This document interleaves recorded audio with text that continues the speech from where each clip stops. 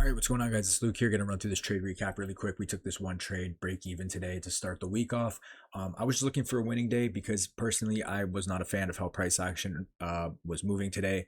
And yeah, no news Monday. I really wasn't looking for much. So here are the executions right here. We did almost hit TP, but it is what it is. Coming into the day, this will be a pretty quick recap.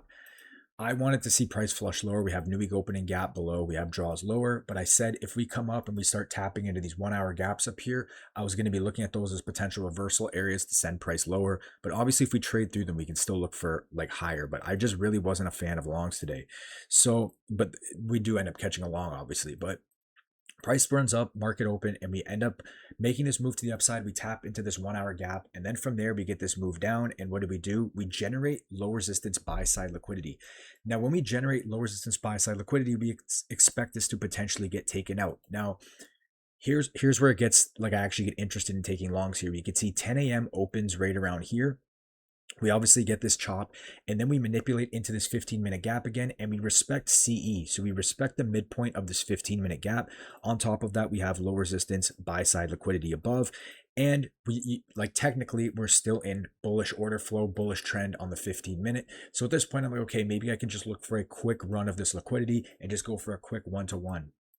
So again, price comes up, market open, we get this move up, we tap into this 1 hour right here. From there, we generate low resistance buy side liquidity.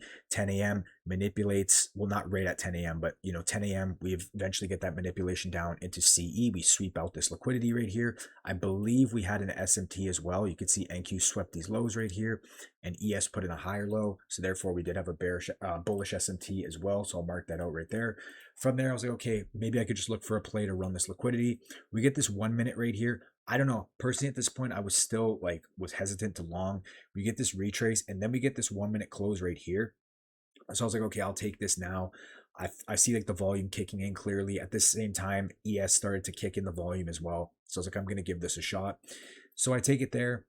We get in profit pretty quick. I go break even at this high right here. And I was like, okay, I want to see price flush just for a 1-to-1. So I was targeting this like just below this wick over here. And as you can see, break even, but it ends up playing out perfectly. Now, if I did get in the trade over here, would I have gotten this? I believe I would have just scraped the 1-to-1, unfortunately. So kind of screwed myself on that, but it is what it is. The idea was still valid, as you can see. So we'll see what happens from there. But anyway, that's it for me, guys. There's really nothing much else to go over. We had a move up, tapped into that 1 hour. We generate buy side liquidity, SMT, 1 minute inversion. Again, I wait for this entry right here.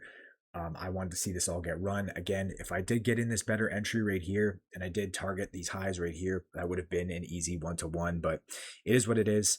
We get break even and then price runs. But anyway, that's it for me, guys. Hope you guys enjoyed this one. We'll be back at it tomorrow. Hopefully I'll be back on normal trading tomorrow. Hopefully the PA is good, but that's it for me. I'll talk to you guys in the next one. Peace.